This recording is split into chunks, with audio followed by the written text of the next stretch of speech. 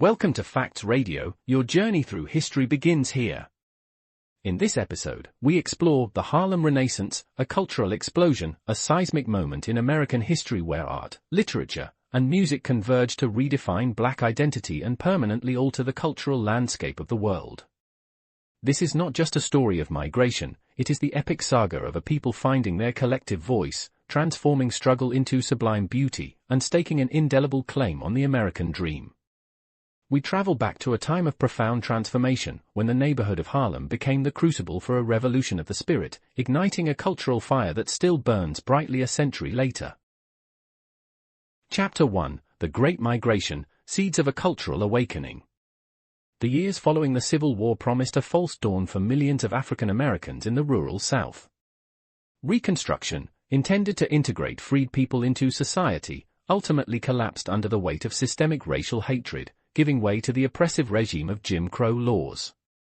This was a world defined by suffocating segregation, economic peonage through sharecropping, and the constant, chilling terror of lynch mobs.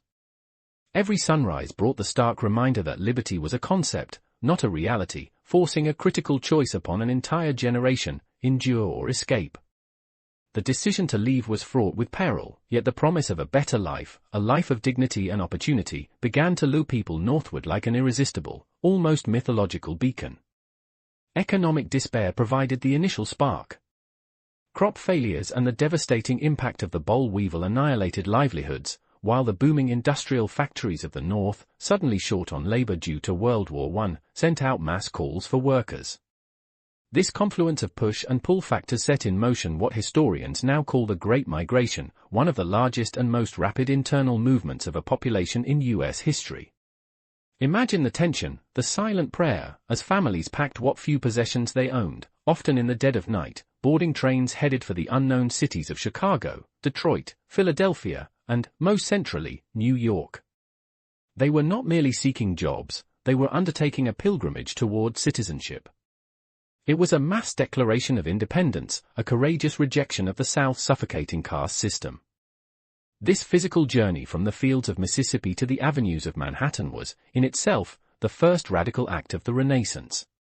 Upon arrival, the migrants flooded into already burgeoning black neighborhoods, and nowhere was this influx more concentrated and transformative than in the burgeoning Manhattan neighborhood of Harlem. Initially developed for white tenants who quickly fled perceived changes, Harlem's elegant brownstones and grand apartments became available, offering a respectable, even aspirational, setting previously unattainable. It's hard to believe, but this community, once designed as an upscale white suburb, became the single most important black urban center in the world, a city within a city. The sheer density and variety of talent arriving in Harlem created an unprecedented social pressure cooker. Lawyers, laborious, artists, and activists, all segregated from the broader white society, were now forced into close proximity, sharing common struggles and aspirations. This compression of intellect and ambition became the necessary precondition for the cultural explosion to follow. When people are prevented from integrating into the mainstream, they invariably create a vibrant, self-sustaining world of their own. Crucially, the migrants carried with them the deep spiritual, musical, and storytelling traditions of the South. The fervent poetry of the Black church, the sorrowful, yet powerfully resilient, blues music, and the oral traditions passed down through generations, these foundational cultural elements did not vanish in the North. Instead, they adapted. They collided with the energy of the urban environment, transforming the sacred into the secular, and the rural into the cosmopolitan, setting the stage for a wholly new American art form. This concentration of black life fostered a new sense of communal power and intellectual freedom. For the first time, an entire generation could discuss philosophy, publish radical ideas, and organize political movements without the immediate, paralyzing fear of reprisal that was constant in the South. Harlem became the place where a distinct black intelligentsia could not only survive but truly thrive, realizing that their collective destiny was now in their own hands. The stage was set for the poets, musicians, and painters to step forward and give voice to this powerful new reality. Chapter 2: The New Negro Movement, Finding a Voice. The physical migration was complete, but a deeper, more profound journey was just beginning, the psychological and philosophical shift known as the New Negro Movement. This was not merely a change in geography, it was a defiant change in self-perception. The traditional, subservient caricature of the black American, the old Negro, was explicitly rejected, replaced by a self-aware, assertive, and proud identity. This new intellectual and cultural architecture was necessary for the artistic Renaissance to stand upon. The intellectual groundwork was laid by figures like Alain Locke, a Harvard-educated philosopher who became the movement's chief interpreter. Locke articulated the idea of the new Negro as an individual demanding respect and self-determination, an active participant in global culture rather than a passive subject. His seminal 1925 anthology, The New Negro, An Interpretation, served as the official manifesto, compiling works from the leading artists and thinkers and giving the movement its formal name and direction. It was a declaration that black people were now defining themselves, not being defined by others. This powerful sense of self-ownership fueled an explosive confidence. The young artists of Harlem felt liberated to explore their racial identity openly, viewing their heritage, African roots, and Southern folk traditions not as sources of shame, but as wells of profound, unique artistic inspiration. They were determined to craft art that was authentically black and universally resonant, blending the raw emotional depth of the blues with the modernist styles of the age. The literary scene became the movement's pulsating heart. Langston Hughes emerged as the voice of the common man, using jazz rhythms and everyday language to explore themes of racial pride, struggle, and joy. His poetry, accessible and powerful, captured the very heartbeat of Harlem. Alongside him, Claude McKay penned fiery verse, most famously If We Must Die, a fierce response to racial violence that transformed a personal grievance into a universal cry for human dignity and resistance. The world of prose blossomed just as dramatically. Zora Neale Hurston, a brilliant folklorist and novelist, journeyed back to the South to collect authentic black voices and stories. Her work, including the masterpiece Their Eyes Were Watching God, championed the beauty and complexity of black rural life and vernacular language, creating narratives centered solely on black lives and experiences, free from the gaze and expectations of the white world. It's hard to believe, but many of these groundbreaking artists were barely out of their teens or early 20s, driven by an urgent sense that they were participating in the creation of history. They gathered in apartments, speakeasies, and intellectual salons, engaged in passionate, relentless debate about the purpose of black art. Should it be purely propaganda for social change, or should it be art for art's sake, exploring beauty and truth without overt political messaging? This debate itself was a revolutionary act. It demonstrated that the community had moved beyond basic survival to engage in sophisticated philosophical and aesthetic discussions. This internal dialogue solidified the intellectual core of the Renaissance. The new Negro was thus not just a person, it was a cultural force, educated, ambitious, and utterly committed to demonstrating the artistic genius of the race to the entire world. The artists were creating a new heritage in real time. Chapter 3, Jazz, Blues, and the Nightlife, the soundtrack of a Renaissance. If literature was the brain of the Renaissance, then jazz was its ecstatic, beating heart. The 1920s in Harlem were an explosion of sound, rhythm, and improvisational genius, creating a nightlife scene that drew people from every corner of New York and beyond. This music was the ultimate expression of the new Negro, spontaneous, complex, deeply rooted in tradition, yet constantly pushing forward into radical new territory. Jazz was the sophisticated, urban evolution of the blues, incorporating the call and response of the Southern church, the complex syncopation of ragtime, and the deeply personal lament of hardship. It was music that demanded innovation, celebrated individuality through improvisation, and, most importantly, encouraged a communal, visceral response. The atmosphere in clubs like the Cotton Club, the Savoy Ballroom, and various speakeasies was electric, serving as the social crucible where the Renaissance truly found its public momentum. The legendary figures who defined this era became global icons. Duke Ellington, a composer of unparalleled genius, elevated jazz from dance music to a serious art form, crafting complex arrangements that explored mood, color, and dramatic narrative. Louis Armstrong, with his revolutionary trumpet playing and distinctive vocal style, broke through musical barriers, transforming the nature of instrumental performance and improvisation forever. These venues and musicians created a powerful dynamic known as the primitivist fad, where wealthy white patrons, often seeking an escape from Prohibition-era morality, flocked uptown to Harlem. They were drawn by the raw, uninhibited energy of the black cultural scene, viewing it through an exoticized, often condescending lens. This patronage created a complex, two-sided street.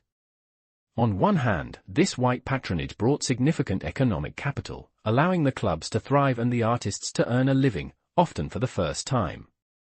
On the other hand, it imposed strict, ironic limitations. The most famous club, the Cotton Club, featured black performers but strictly excluded black patrons, reinforcing segregation in the very heart of the cultural movement. This tension, creating art for one's own people while being primarily financed by another, was a constant, bitter reality. Nevertheless, the music and the dancing provided a spiritual release valve for the residents of Harlem. The Savoy Ballroom, known as the home of Happy Feet, was an integrated dance floor where couples performed the high-energy Lindy Hop. This was more than just entertainment, it was a physical manifestation of freedom, a bold, athletic, and joyful expression of black vitality and resilience that captivated the world. The nightlife fueled the artists as well. Poets like Langston Hughes immersed themselves in the jazz clubs, using the music's inherent rhythm and mood to shape their literary output. The music was a living, breathing muse, providing the aesthetic framework for the entire movement. It's impossible to separate the poetry from the pulse of the bass drum, or the painting from the vibrant hue of the trumpet. Chapter 4: Patrons, Publishers, and Politics, the Economics of the Boom. The Harlem Renaissance, despite its spiritual and artistic origins, could not have flourished without a complex network of patrons, publishers, and political activists who provided the necessary infrastructure and financial backing. Art, even revolutionary art, requires capital, and the economics of the movement were often dictated by outside forces. White philanthropists and wealthy patrons played a critical role. Individuals like Charlotte Osgood Mason offered financial support directly to artists, often anonymously, allowing figures like Langston Hughes and Zora Neale Hurston the freedom to write without the crushing burden of day jobs. However, this money came with strings attached. Mason, whom Hurston famously called Godmother, often demanded that the artists focus on what she perceived as the primitive elements of black life, reinforcing the exoticized image sought by white audiences. Publishers were equally crucial gatekeepers. White-owned houses like Alfred A. Knopf took chances on black authors, bringing their work to a national audience. Similarly, influential white critics like Carl Van Vechten, whose controversial novel Nigger Heaven both boosted Harlem's notoriety and drew accusations of exploitative sensationalism, helped introduce the scene to the mainstream. This necessary dependence on the white establishment created constant friction among the artists who debated whether mainstream acceptance compromised artistic integrity. Amidst this artistic boom, the politics of racial uplift and self-determination were aggressively pursued. The NAACP, National Association for the Advancement of Colored People, and the National Urban League were foundational organizations, providing crucial support, publishing journals like The Crisis, edited by W.E.B. Du Bois, and Opportunity, edited by Charles S. Johnson. These journals served as vital literary outlets, publishing the early works of Renaissance poets and writers. W.E.B. Du Bois, the towering intellectual of the age, saw art as a tool for political and social progress. He famously declared that all art is propaganda, believing that the purpose of black art was to refute negative stereotypes and demand social equality. This view placed him in direct philosophical opposition to others, like Hughes, who argued that art should be free to explore all facets of black humanity, including the flawed and the joyful, without the burden of political obligation.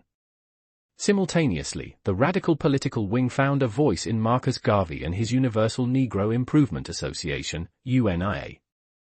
Garvey's movement, centered on Pan-Africanism and black nationalism, offered an alternative to integration, advocating for economic independence and the eventual return of African Americans to Africa. Though Garvey's movement eventually collapsed, its powerful message of global black unity resonated deeply with the masses in Harlem and fostered an intense sense of collective racial pride. The Renaissance was thus a convergence of capital, publishing power, and political will. The money allowed the creation of the art, the publishers broadcast it, and the political movements provided the context and the urgency. This fragile ecosystem, however, was built on an inherent contradiction. the desire for black self-expression funded by a society that often limited that self-expression to specific, marketable forms. Chapter 5: Visual Arts and Theatre, Staging a New Identity. While literature and music dominated the popular narrative of the Harlem Renaissance, the visual arts and theatre provided equally powerful mediums for constructing and celebrating the new Negro identity. Artists in these fields grappled with the challenge of depicting black life not through the lens of minstrelsy or stereotype, but with dignity, complexity, and modernist flair. In the visual arts, painters and sculptors sought inspiration from a diverse range of sources, including African sculptural traditions, Egyptian motifs, and contemporary European modernism. Artists like Aaron Douglas, often called the Dean of Black American art, developed a distinct style characterized by geometric forms, silhouetted figures, and concentric circles. His murals depicted the historical progression of African Americans from slavery to modern urban life, creating a sweeping, visually iconic narrative that adorned libraries and community centers. Other artists focused on the raw beauty and daily life of Harlem. Jacob Lawrence, though achieving his greatest fame slightly later, drew inspiration from the vibrant street scenes, creating narrative series that documented the experience of the Great Migration and the lives of historical black figures. These artists collectively rejected the European classical ideals of beauty and championed an aesthetic that celebrated black features, skin tone, and cultural experience, making the black body a subject worthy of serious, powerful artistic contemplation. The theatre offered perhaps the most direct and visceral platform for challenging racial stereotypes. For years, black performers were relegated to degrading minstrel shows or minor, subservient roles. The Renaissance demanded a black theatre written by black authors, starring black actors, and focused on authentic black experiences. This led to the formation of numerous small, independent theatre companies. One key challenge was establishing a repertoire that moved beyond melodrama and caricature. Playwrights like Willis Richardson and Georgia Douglas Johnson explored issues of racial passing, lynching, and the complexity of family life. Though many of these early companies struggled with funding and venues, their very existence was a political statement. Black stories belonged on the American stage, uncensored and fully realized. The development of the performing arts was closely linked to dance. Katherine Dunham would later build on this foundation, combining modern dance with the traditional rhythms and movements of the Caribbean and Africa. The sheer physical expression of this new, vibrant culture on stage, whether in the refined choreography of a play or the improvised joy of a dancer in the Savoy, was proof that black artists were masters of the entire spectrum of human expression. Imagine the emotional impact of sitting in a small Harlem theater, seeing your own stories and struggles reflected back at you with dignity and artistic weight. It was a profound act of validation. The visual artists and playwrights were, in essence, creating the public image of the new Negro, replacing centuries of defamation with images of beauty, strength, and historical relevance. Chapter 6: A Legacy and the Quiet Collapse, the End of the Boom. The Harlem Renaissance, with its intoxicating mix of art, politics, and nightlife, seemed destined for perpetual bloom. Yet, by the early 1930s, the movement began a slow, quiet collapse, brought down by a combination of internal conflicts, economic upheaval, and shifting artistic priorities.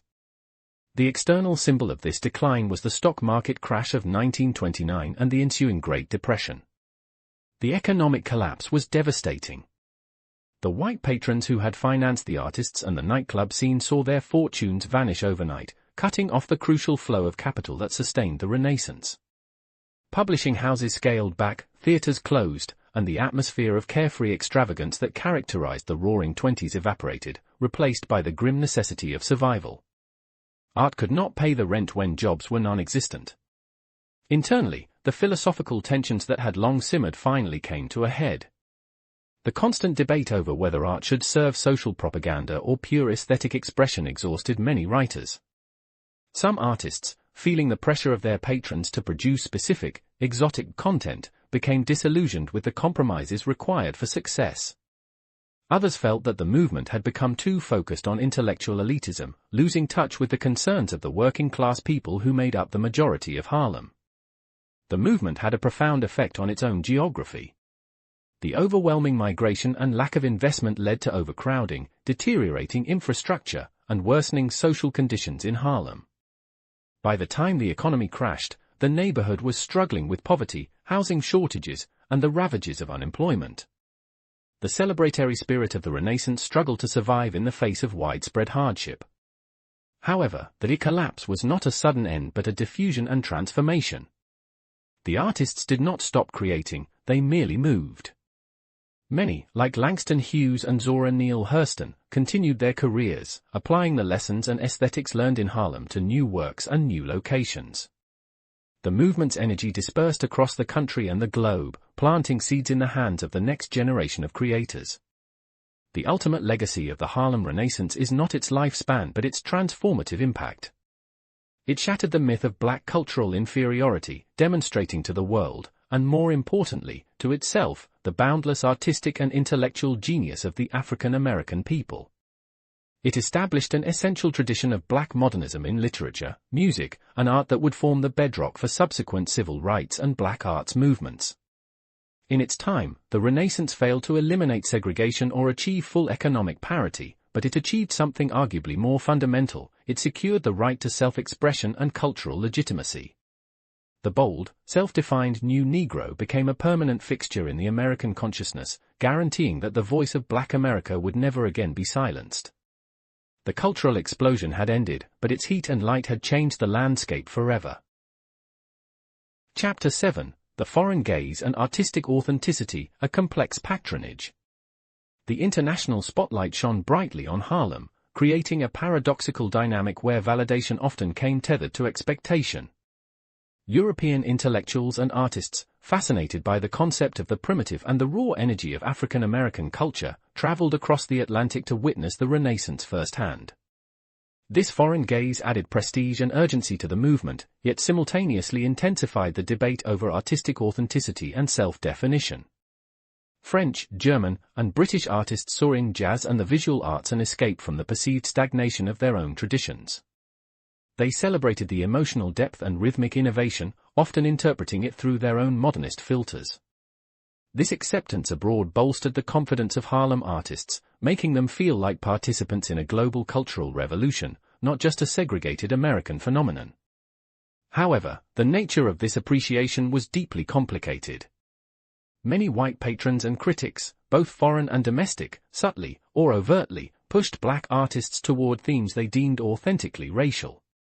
This often meant focusing on poverty, hardship, or sensationalized depictions of jungle and folk life, reinforcing stereotypes of exoticism and simplicity rather than recognizing the sophisticated, urban complexity of Harlem. This artistic pressure created a deep internal fracture. Writers like Wallace Thurman, who satirized the movement in his novel Infants of the Spring, and others felt that the art being produced was often tailored for white consumption, compromising the integrity of black experience in favor of commercial success. They yearned for the freedom to explore universal human themes without the mandatory filter of race. Imagine the dilemma faced by a talented young poet: write the powerful, personal work that resonates with their community, or write the poem about the jungle drums that guarantees publication and a steady income. This choice was a constant, demoralizing shadow over the period, revealing the painful reality that, even at the peak of their cultural power, black artists often did not control the means of production or distribution. This complex patronage system, while essential for visibility, ultimately placed a ceiling on the movement's philosophical ambition. The greatest achievements of the Renaissance often occurred when artists managed to subtly subvert these expectations, weaving complex, universal themes of love, betrayal, and ambition into the required framework of racial narrative. Zora Neale Hurston was a master of this subversion, cloaking profound feminist and existentialist inquiries within the framework of Southern folklore. The constant tension between art as propaganda for uplift, Du Bois's view, and art as pure self-expression, Hughes's view, was exacerbated by this external pressure. The new Negro was perpetually navigating a tightrope, demonstrating brilliance to refute racism, while simultaneously trying to define brilliance on their own terms. It was a battle for the soul of the movement, fought not just against the outside world, but within the very hearts of the creators themselves. Chapter 8: Women of the Renaissance, Agents of Change and Creativity. While the public face of the Renaissance often featured prominent men, the true engine of cultural and social transformation in Harlem was powered by an extraordinary generation of black women. They were the unsung architects, the editors, the social workers, the novelists, and the salon hostesses, who provided the foundational structure and intellectual energy for the entire movement. In the literary sphere, Zora Neale Hurston stands as an icon, a fiercely independent and brilliant voice who prioritized the distinct language and resilience of rural black women. Her dedication to folklore and her rejection of the urban, political narrative made her a singular, sometimes controversial, figure, but one whose legacy defines the literary period. Beyond the novelists, women were crucial editors and literary midwives. Jessie Redmond Fawcett, the literary editor for the NAACP's The Crisis magazine, was an indispensable figure who meticulously shaped the careers of younger writers, including Langston Hughes and Claude McKay. She was a demanding but essential gatekeeper who ensured the quality and intellectual rigor of the published output, guiding the movement's aesthetic standards from behind the scenes. In the social and political realm, women organized and mobilized. Madam C.J. Walker, a successful businesswoman and entrepreneur, became a significant patron. Women ran the community organizations, managed the charitable efforts, and formed the essential social networks that allowed artists to connect, debate, and find support outside of the formal institutions. The Salon, hosted by figures like Alelia Walker, Madam C.J. Walker's daughter, became a vital cultural institution, a safe, integrated space where the lines between high society and bohemian artistic life dissolved. These women navigated unique, compounding oppressions, racial segregation and gender discrimination, which often meant their work and struggles were doubly difficult. Yet, this challenging position often afforded them a sharper, more nuanced perspective, allowing them to critique the complexities of black life with an intimacy and depth the male writers sometimes missed. The music and performing arts also depended heavily on female talent. Singers like Bessie Smith and Ethel Waters were the definitive voices of the blues and jazz, translating profound emotional pain and defiant joy into popular music that captivated the nation. Their artistry was not merely entertainment, it was a powerful articulation of black female agency and experience. The stories of the Renaissance women, therefore, are stories of resilience and quiet power. They were the intellectual anchors, the financial enablers, and the artistic performers whose essential contributions ensured that the cultural explosion was robust, multifaceted, and sustained. Without their labor, editing, and creative fire, the Harlem Renaissance would have been a shadow of the phenomenon we remember today. Chapter 9: The Shadow of Segregation and the Quest for Identity. Beneath the glittering surface of the Jazz Age, the daily life of Harlem was still profoundly defined by the oppressive reality of segregation and racial inequality. The cultural achievements of the Renaissance were constantly juxtaposed with systemic injustice, creating an inescapable tension that fueled both the art and the social unrest. Despite the fame of the artists and the influx of white patrons into Harlem's clubs, black residents faced rampant discrimination in housing, employment, and public services throughout the rest of New York City. The elegance of the brownstones often masked severe overcrowding, as racial covenants and exclusionary practices severely limited where black families could reside, leading to escalating rents and poor living conditions. The intellectual community wrestled with this paradox: how to celebrate cultural excellence while simultaneously fighting for basic civil rights. W.E.B. Du Bois frequently articulated this dilemma, arguing that the success of black artists should be leveraged as a weapon against racism, a clear demonstration that black people were full participants in civilization and therefore deserved full rights. This quest for identity was not just about proving worth to white America, it was an internal struggle to define a blackness itself. The Renaissance saw deep divisions between the intellectuals who sought to emphasize African heritage and classical education, and the artists who celebrated the raw, vernacular culture of the South and the working-class streets of Harlem. Was the new Negro sophisticated and European, or folk and distinctly American? The vibrant energy of the streets, the street preachers, the numbers runners, the barbershops, and the church choirs, served as the essential, dynamic backdrop against which the intellectual debates unfolded. This living, breathing culture of working-class Harlem was the source material, the audience, and often the unacknowledged critic of the Renaissance's high art. Imagine the complexity of identity for a second-generation Harlem resident. Their grandparents spoke Gullah, their parents listened to Bessie Smith, and they were reading the poetry of Langston Hughes, all while navigating the indifference of a segregated city. This fusion of African past, Southern memory, and Northern modernity created a unique, powerful, and often contradictory Black identity. The shadows of segregation did more than just restrict opportunity, they also focused the movement's energy. By forcing intellectuals and artists into a single, concentrated community, segregation ironically made the Renaissance possible, fostering a unity of purpose and proximity of genius that would have been diluted in an integrated society. The art was a reaction to segregation, an act of creation in spite of oppression. Chapter 10, The Lasting Echo, a Cultural Seismic Shift. The final chapter of the Harlem Renaissance's active period closed with the onset of the Great Depression, but its influence was not merely preserved, it was perpetually echoing through subsequent generations. The movement fundamentally altered the trajectory of American culture, ensuring that the Black experience became an undeniable, indispensable part of the national story. The movement's most enduring achievement was its reframing of Black identity. It transitioned the dominant narrative from one of suffering and victimhood to one of agency, creativity, and self-determination. The works of Hughes, Hurston, and Ellington established the precedent that Black art was not a novelty or a marginal genre, but a central, powerful component of global modernism. This cultural seismic shift had a direct impact on the later civil rights movement.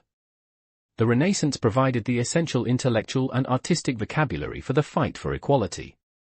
Figures like Dr. Martin Luther King Jr. and the leaders of the movement were nurtured by the cultural confidence and the intellectual foundations laid by Du Bois, Garvey, and the poets of the 1920s. The claim to rights was strengthened by the irrefutable evidence of cultural genius. Furthermore, the art forms perfected in Harlem became global exports. Jazz, born in the Black experience, became America's first truly unique and worldwide artistic contribution, influencing music across Europe, Asia, and Latin America. It was the definitive sound of the 20th century, and its foundation rests firmly in the Harlem clubs of the 20s. The Renaissance also taught a crucial lesson about institutional independence. The early reliance on white patrons and publishers, though necessary, highlighted the need for Black control over cultural production. This understanding fueled later generations of artists and activists to create their own publishing houses, theaters, and institutions, ensuring that the control of the narrative remained in the hands of the creators. The vibrant, aspirational image of the new Negro may have faded with the economic downturn, but the blueprint for Black excellence remained. Today, every Black author, musician, or visual artist who speaks their truth unapologetically is a direct descendant of that revolutionary moment in Harlem. The Renaissance did not just create art, it created the cultural space for future generations to exist and succeed. Its legacy is the recognition that culture is power. By finding and asserting its collective voice, a marginalized community managed to transform the artistic landscape of a nation and prove, beyond any doubt, that American history is irrevocably incomplete without the fullness of the Black experience. Closing summary. The Harlem Renaissance was more than a literary phase or a musical trend, it was a cultural crucible born from the ashes of oppression and ignited by the promise of freedom. From the dusty fields of the Great Migration to the dazzling lights of the Savoy Ballroom, a community found its collective strength and channeled its profound pain and infinite joy into art. We have explored the intellectual awakening of the new Negro movement, the ecstatic, improvisational genius of jazz, and the complex tensions created by patronage and segregation. We have heard the essential voices of Langston Hughes and Zora Neale Hurston, and recognized the indispensable contributions of the women who built and sustained the scene.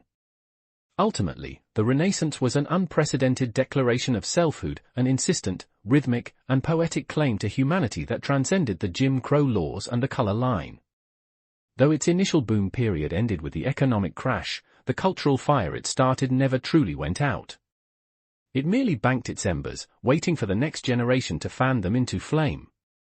The streets of Harlem may look different today, but the echo of that era's music, the resonance of its poetry, and the enduring power of its images continue to define American identity.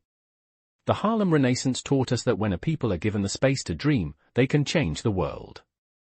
It was a cultural explosion, the shockwaves of which we are still feeling today.